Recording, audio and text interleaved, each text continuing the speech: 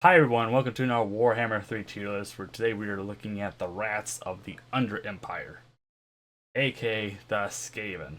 Just like any other tier lists we are doing, we are just going to be looking at the units of the Skaven. We are going to be excluding any lords or heroes or any unique units.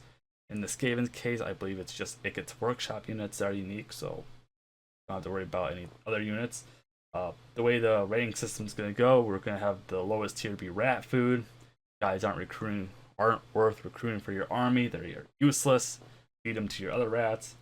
We got below average unit hits below their weight class. Not as good. We got average. They do exactly how they need to do things. Above average, they hit above their weight class. Yeah, eight plus tier.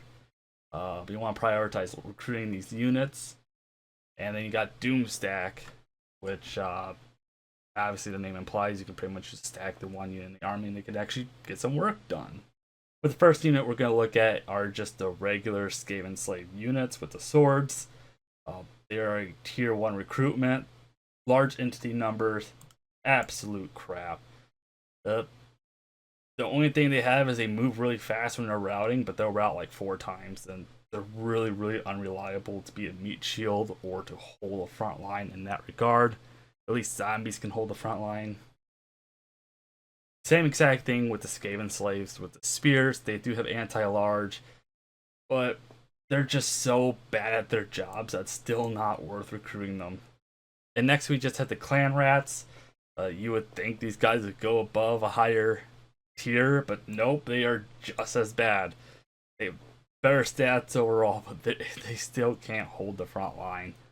Skaven aren't known to have good infantry units. You guys have not already guessed. Same thing with the clan rats with spears. They don't have shields once again. They do have anti-large, but they're just so bad at their jobs that's not recruiting. And next is the clan rats with sword and shield. Uh, just as bad. Like this is gonna be a really easy tier list for me. Just as bad. I think the only difference between the regular variant is they have a shield and I think it's like +4 melee defense. I will put the Skaven or the clan rats with the spear and shield up to below average because at least they're a little bit more reliable to holding a front line. Still not very good at all. Still kind of bad, but at least they get a little bit better of a melee defense. And next is the clan rats with sword and shield regiment and renown called the Falcon Tail Slashers, if I said that right. Kind of just to show you guys what the difference between these two units are. There's not a whole lot. Since they're regiment renowned, they are recruited at rank 9. They do have fire attack, and fire resistance. They do have scurry away and strength as numbers as well, which it's better than nothing. But that's the same as the other one. So pretty much the only difference is they get flaming attacks and they get fire resistance, which is really meh. I will put these guys above a tier because at least they're a rank 9 recruit. Barely though, I still would consider them rat food. Next is the warp grinders. The best way I can describe these guys is that they just have drills on them. Don't particularly like using this unit, and when the AI uses the unit, they don't perform very well at all. They do have really good armor piercing. They do have melee magical attacks. They have a seismic slayer, which is a hex, which pretty much just makes everybody within their range not move.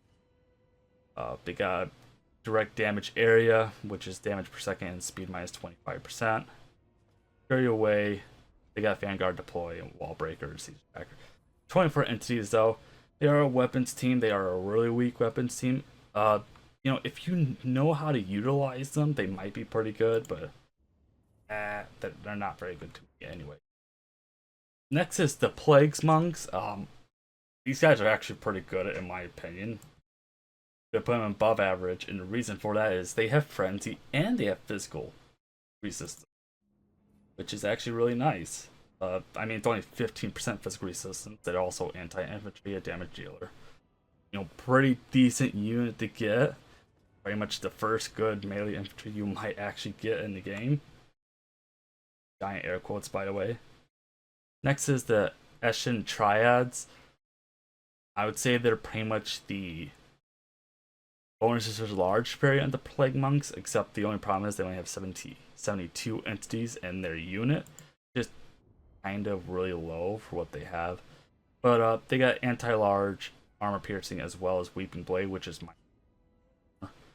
They do have concealment bombs, which are kind of meh. Vanguard deploy, as well as a 30% physical resistance and charge reflection. So I would probably put these guys kind of in average. Though once again, because the entity count is really low. I mean, 30% physical resistance is really nice. You're not really gonna get too much use out of these guys unless you're going against like Bretonnia, for instance, or ogres. I would say, would they say these guys would actually perform good against ogres. I will say Death Runners, on the other hand, are kind of the anti-large variant of the Triads. Same entity number count, same physical resistance. The only difference is pretty much they have the bonus versus infantry, armor piercing, as well as Weeping Blade as well. Concealment bombs, and there's the 30%. I do kind of find these guys a little bit better in utility. Not by much. I mean, you can't go wrong with one or the other. I just find these guys will be a little bit better in my opinion. Next is the Eshka Triads, which are just the Regiment Renown variant. Pretty much same exact stats, except the only difference is they do got a rank 9 recruitment, as well as the doppelgang ability, which pretty much creates like an alter image of them. I don't personally see this ability actually working. It's whatever, but same exact stats overall. Next is the Storm Vermin with Storm and Shield, with Sword and Shield. I would say these guys are pretty average. Nothing too crazy. They're armored and armor piercing. Oh, sorry, not armor piercing. Whoopsies, just armor and shielded. Decent stats across the line. I would say actually these guys are better holding the front line than the other variant would be. And next is the Plague Monk Sensor Bearers. Just like the Plague Monks, except they are just literally better in every way, shape, and form. I would probably put these guys at a high above average. Not quite A tier, just pushing it. Kind of the reason for that would be, look at here, see, they get direct upgrades. They do have magical attacks, contamination, which is my 10 leadership, armor piercing, and they still have that 15 physical and the frenzy on them. And next is the Storm Vermin with Halberds, which are the anti-large armor piercing variant of the regular Storm Vermin.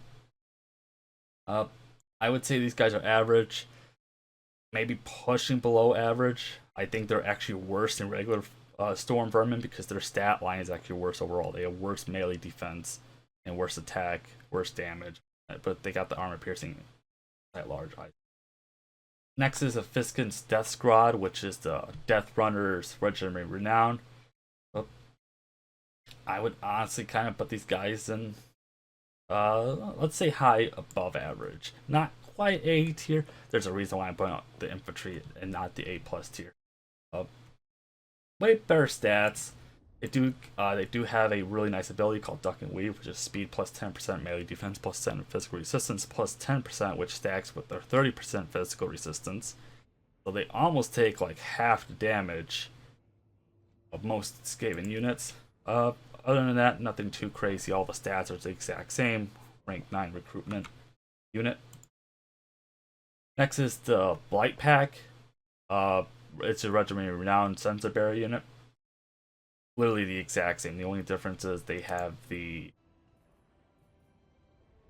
Rebel Rouse, which is just immune to psychology for all allies effective range, which is it's okay. I guess for a rat, it's fine. I don't think it's too crazy though. We'll still put them above average because they have. Now the Council Guard, which are the Regiment Renowned variant of the Storm Vermin with Halberds, A plus tier. Pretty much the reason for this is they are considered unbreakable. They got the Guardian trait, which is plus 15% physical resistance for all lords and heroes in range. Other than that, they're not too crazy different. Pretty much that Unbreakable puts them above the rest because, rats are really bad. Council Guard are really good bodyguard units for the Skaven in that regard. But next on to this the Skaven range, in which case they do a little bit better. The first one up is the Skaven Slave Slingers. I'm gonna kind of put them at below average, which is probably a really good spot for them. Pretty much the only difference is that puts them above the rat food is that they got rocks they throw. Pretty much, yeah. Now, hopefully, I don't get these guys confused because there's kind of a weird variance between them. These are the Night Runners, not with the special slings, and pretty much what this unit is more of a skirmish unit. They do have range with them, not a lot of range and not a lot of ammunition, so to say, but they have fires while moving, and I believe physical resistance as well. I would put them at a high average, honestly. I would kind of prioritize recruiting guys over Storm Vermin any day of the week. Mainly because they got that nice 20 physical resistance, the fires while moving, Vanguard deploy, and they got the speed. And they got dodge as well, which pretty much makes them a little bit better at their melee defense. And the next variant is the Night Runners with slings. And pretty much the only difference is they got more ammunition, more range, and I think slightly less ammunition damage, if I'm correct. Other than that, they're exact same. I'm gonna kind of put them together. Kind of reason is some people might lean towards the more skirmisher than the more purely ranged variant of the two, and we kind of look at the difference between the two. Almost double the range, almost double the ammunition, but they get 14 or 3 less missile strength, which you could argue that's honestly not the worst thing in the world. They do keep their physical resistance as well as Vanguard deploy. They just don't have the fires while moving. Next is the Warp Fire Throwers, which are basically the Dwarven knockoff Flame Trooper units.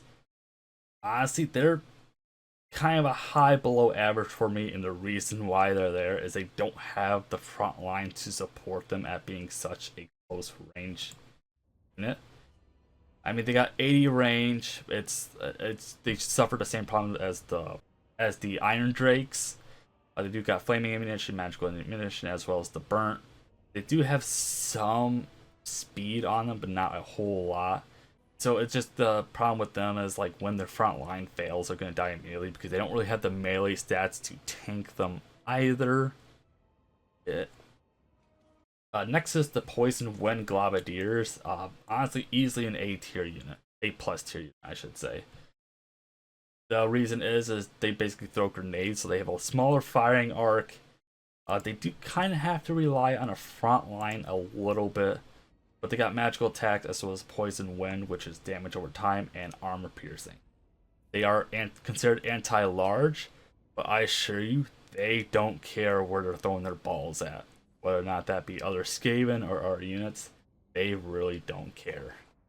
Next is the Gutter Runners, which are just kind of direct upgrade to the Night Runners. Easily above average. I would almost argue putting them even in A+ tier because how good they are. They have the same exact thing. There's the Skirmisher variant and the more pure range version variant. But if you want to look at it really quickly, Night Runners and Gutter Runners, pretty much a direct upgrade. They do have the same physical resistance. They have the Vanguard deploy, actually, because I went with the slingers. There we go. That makes more sense. Yeah. They do have a snare net, which is minus 10% speed and minus 10% charge speed for all allies and all enemies in affected range, so they can kind of save themselves out of combat a little bit more. And the next one is just the regular Gutter Runners without the slings. Once again, direct upgrade. These are your skirmishers, so a little bit lower range, less ammunition, but they got the fire while moving. And then we got the poison variants, which I kind of will rate a little higher than the regular Gutter Runners. Same exact stats, other than that, they have poison. So they got rocks that they dipped in, I don't know what, and I'm not going to question it. And next on the list, and I will argue that these guys are doom stackable. Probably harder to doom stack, I will not deny that. But if you build them right and you play a certain campaign right, these guys will shred almost anybody. They're pretty much real weaknesses are fast moving units if you can't target them fast enough, and line of sight issues. They also don't care what's in front of them, that's including fellow rats. But they quite literally have miniguns, so they got suppress, which is minus 30% speed, as well as armor piercing. And you know, they do have some movement and melee defense. Next is the Death Globadiers. I would say they're also an A+ unit. The only difference is they do a little bit more missile damage. They say they're anti-infantry, although I don't see the tag for that. So it's kind of weird, because like this one will say it's anti-large, but there's no tag for that anti-large. So it's just kind of weird. Whatever. Just know that these guys just hit a little bit harder as well. And then the Warlock Giselles. Right, Warlock? What, the sniper boys with the shields. In our A+ tier unit. They're pretty much like the Hawk and Long rifles, except I believe they have slightly less range, and they actually have a really, really good shield. You can't quite doomstack these guys because they just don't have the firepower as like a rattling gun does. They are very good to have in your army. They got the armor piercing, they got shield breaker, so very good against, you know, shielded units as well, and they have a silver shield, so 55% chance of small arms fire missing, so they can trade actually really well if they're going against other range units. But 275 range, I believe that can be improved in the campaigns as well. Really good unit to have. The poison wind mortars are kind of I'd say they're average. They're okay for a weapons team. Pretty much they kind of suffer the same issues as like the warp fire, except they do have really good range. They only have 12 entities. Magical attacks, they got the poison wind and armor piercing. They do pretty good, except they're not really an artillery piece. They probably should be considered an artillery piece, but they're not. They're just rats with mortars attached to them.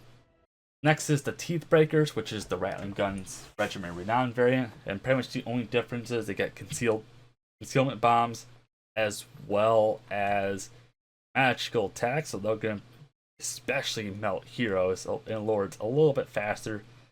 But I'm at A+ here. I think once you get them, you should put them in your army at all times. And Natty Sharpshooters, which is the Warlock Giselle's Regiment Renown variant. Pretty much the only difference I could see was that they have a snipe mechanic, so they can shoot and not be seen. Yep, that's pretty much all they have, sadly. They have a little bit more missile strength, but that's probably due to the fact that they are a rank 9 unit. I would still keep them in their army, although this is kind of a weak A+ tier unit for a Regiment Renown. I would probably kind of put them in above average. They're a good emergency unit to have, I guess. And the Avalanche Mortars, which is just the mortar unit of Regiment Renown, are actually really good to have. Pretty much the reason is they do a ton more damage. So this one does 59 damage, which is armor piercing. This one does 378, which is armor piercing.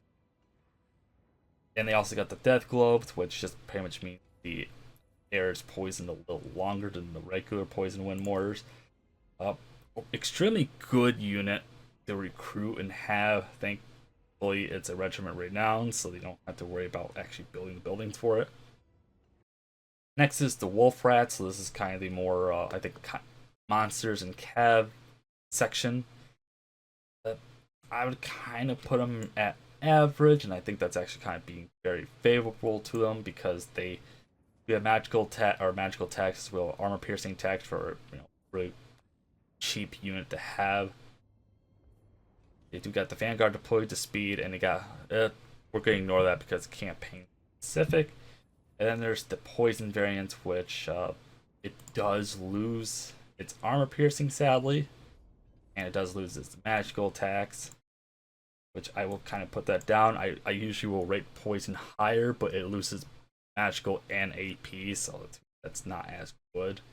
At least kept the AP. I would probably keep it the same. And the rat ogres. These guys are kind of a bane to my existence. They have frenzy, armor piercing attacks. They're basically the rat version of a crypt horror. Really good. Once you get these rat ogres, keep them in your army. The brood horror is a horrifying monster to look at. It does have regeneration, it does have frenzy, as well as good armor piercing. I kind of have mixed feelings about it. I feel like if you played it right, you could doomstack this unit, because it is considered a pretty fast monsters unit. It does have 95 speed, causes terror, the frenzy, and the regeneration. Except it has 1 into unit. I feel like if it had like 3 in it, it might be really good to have. Next is the Pit Fighters of Hell's Deep, which are the Rat Ogres Regiment Renown variant. Honestly, we'll put these guys next to the Stormvermin. Extremely good, mainly because they got the Berserker mechanic. So stage 1, pretty much when they're fighting for 70 seconds, physical resistance goes up to 20%, melee attack goes up to 13%. Stage 2, which takes 20 seconds, which is another 20% physical resistance, as well as melee attack is up to 13%. No rampage. Pretty much duration's increased, or it's enabled when you're in melee combat and it's time engaged in melee, not necessarily kills. Stack that with frenzy and their immune psychology, so they don't care. It's just an insane unit to have. Next are the Mutant Rat Ogres, and this is a 1 entity unit army. But you can doomstack these guys pretty easily. They're pretty much a direct upgrade to the regular Rat Ogres, except once again they only have 1 entity. They're considered large, but they get magical attacks, really hard hitting weapon strength of armor piercing, 20% physical built in with that frenzy, with it causes terror, causes fear, and they got a speed bonus if they're not wavering. And next is the Regiment Renown of the Mutant Rat Ogres. Once we can't doomstack Regiments of Renown, otherwise the game would probably implode itself, but I would prioritize keeping this unit in its army because it does have a built-in vortex that gets when in combat, as well as a kind of a neat mechanic, I would say. Where are you at? Where it has warp discharge, which is the vortex, but it also has a zap, which increases cooldowns plus 10 seconds. So you kind of want to sick these guys on those pesky casters. It does have 20% physical resistance as well as that frenzy. Not too different stats overall. A little bit better melee defense, but the rank 9 recruit probably deal. And next you got the Hell Pit Abomination, which I would say that's also a kind of a high A+ tier. They're really fat, they're really big, can't be a threat if there is no artillery about. They're kind of fun unit to use, mainly because they got the Too Horrible to Die, which there's a 50% chance of it gaining hit points or it just dying instantly. But they do also have the passive regeneration, anti-large, and armor piercing. Not too bad of a speed for a big boy, 58 speed. And the thing, which is the Hell Pit Abomination's Regiment of Renown unit, I would say is a little bit better.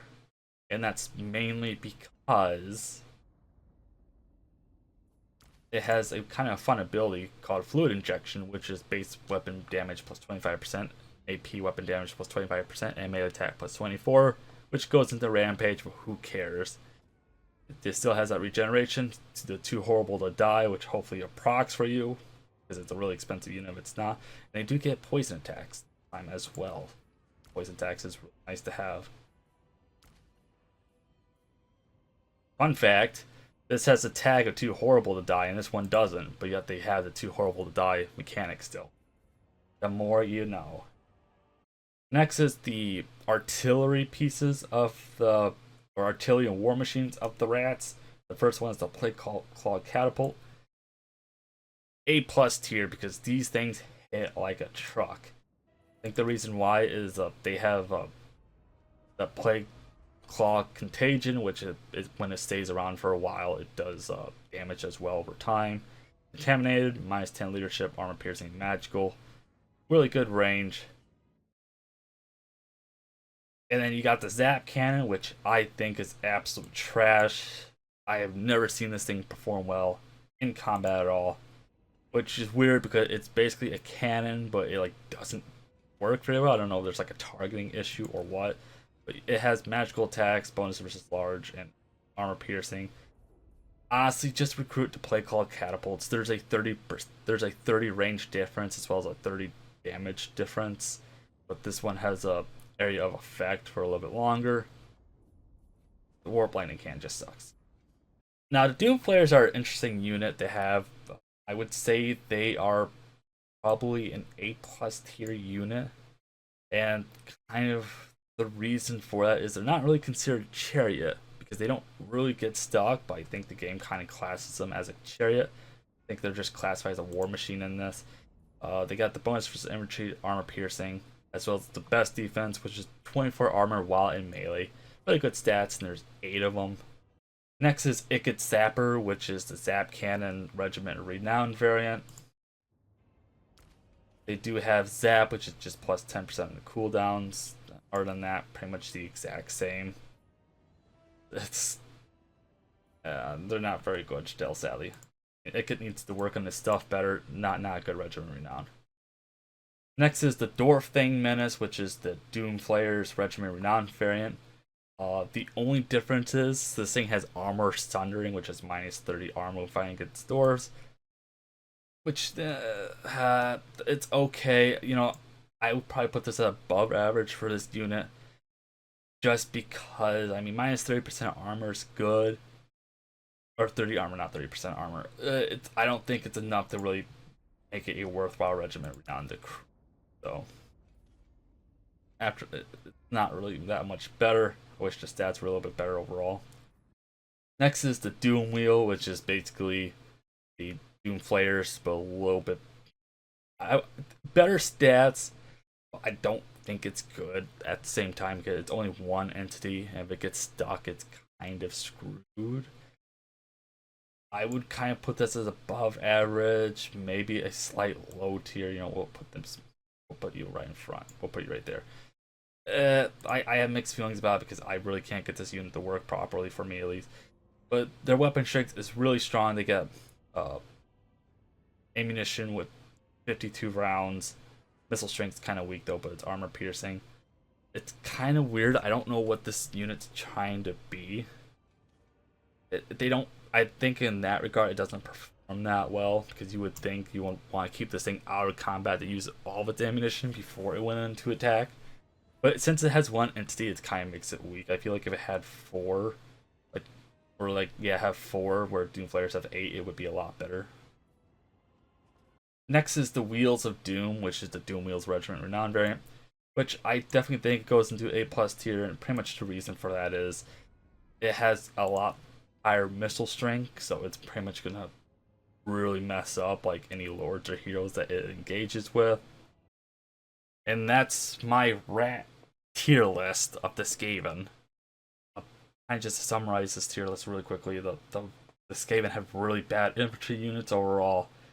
Really good ranged skirmisher units, really good weapons teams overall. That's pretty much going to be your damage dealer in this armies. Don't build a melee army and expect to do anything good with it. They're trash. Don't fall for it. Even though it's high entity numbers, don't fall for it. And of course, if you guys think that a unit should be put in a different tier list, please let me know in the comments below. I love to discuss that with you guys. And of course, if you enjoyed the video, please leave a like and subscribe for notification when I go live, upload a video, or do any other shenanigans on YouTube. Of course, hit the bell to actually get notified of said shenanigans on YouTube.